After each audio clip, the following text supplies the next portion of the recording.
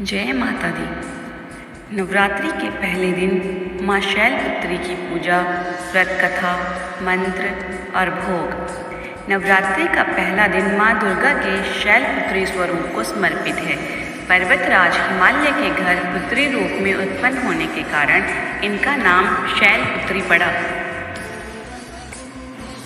नवरात्रि का त्यौहार 9 दिनों तक चलता है। इन 9 दिनों में माँ दुर्गा के अलग अलग स्वरूपों की उपासना की जाती है।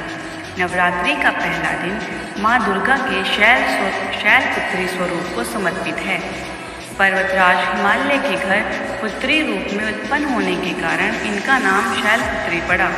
नवरात्र पूजन में पहले दिन इनकी उपासना का विधान है।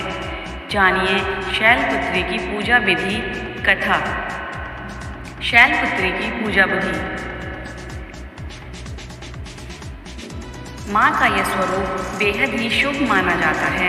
इनके एक हाथ में त्रिशूल और दूसरे हाथ में कमल है और ये देवी वृषभ पर विराजमान है जो संपूर्ण हिमालय पर राज करती हैं। नवरात्रि के पहले दिन माँ शैलपुत्री की पूजा करने के लिए इनकी तस्वीर रखें और उसके नीचे लकड़ी की चौकी पर लाल वस्त्र बिछाएं। इसके ऊपर केसर से शम लिखें और मनोकामना पूर्ति गुटिका रखें। इसके बाद हाथ में लाल फूल लेकर शैलपुत्री देवी का ध्यान करें और इस मंत्र का जाप करें। ओम ऐं ह्रीं क्लीं चामुंडाय विद्महे ओम शैलपुत्री देवये नमः। मंत्र के साथ ही हाथ में लिए गए फूल मनोकामना गुटिका एवं माँ की तस्वीर के ऊपर छोड़ दें। इसके बाद माता को भोग लगाएं तथा उनके मंत्रों का जाप करें। यह जप कम से कम 108 बार होना चाहिए। माँ शैलपुत्री का प्रसाद। माँ शैलपुत्री के चरणों में गाय का घी अर्पित करने से भक्तों को आरोग्य का आशीर्वाद मिलता है, जिससे व्यक्ति का मन एवं शरीर दोनों ही निरोगी रहता है। माँ शैलपुत्री की कथा। एक बार प्रजापति दक्ष ने एक बहुत बड़ा यज्ञ किया। इसमें उन्होंने सारे देवताओं को अपना अपना यज्ञ भाग प्राप्त करने के लिए निमंत्रित किया, लेकिन शंकर जी को उन्होंने इस यज्ञ में नहीं बुलाया। सती ने जब ये सुना कि उनके पिता ने एक अत्यंत विशाल यज्ञ का अनुष्ठान किया है, तब वे वहाँ जाने के लिए विकल हो उठी। अपनी यह इच्छा उन्होंने शंकर जी को बताई। सारी बातों पर विचार करने के बाद उन्होंने कहा, प्रजापति दक्ष किसी कारण से हमसे नाराज हैं। अपने यज्ञ में उन्होंने सारे देवताओं को निमंत्रित किया है, उनके यज्ञ भाग भी उन्हें समर्पित किए हैं, लेकिन हमें जानबूझकर नहीं बुलाया है, कोई सूचना तक नहीं भेजी है।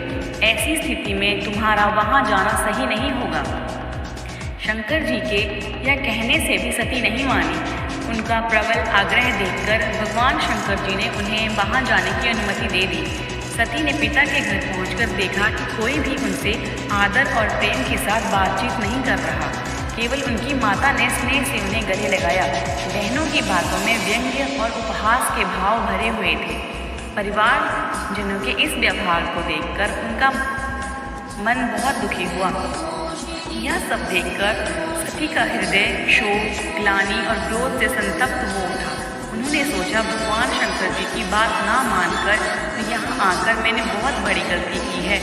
कि अपने पति भगवान शंकर के इस अपमान को सह न सकी। उन्होंने अपने इस रूप को तत्क्षण वही योगा अग्नि द्वारा जलाकर भस्म कर दिया। वज्रपात के समान इस दारुण दुखद घटना को सुनकर शंकर जी ने क्रुद्ध होकर अपने गणों को भेजा और दक्ष के यज्ञ का पूर्णतः विध्वंस कर दिया। सती ने योगा अग्नि द्वारा अपने शरीर को भस्म कर अगले जन्म में शैलराज हिमालय की पुत्री के रूप में जन्म लिया। 12वें शैलपुत्री के नाम से विख्यात हुई।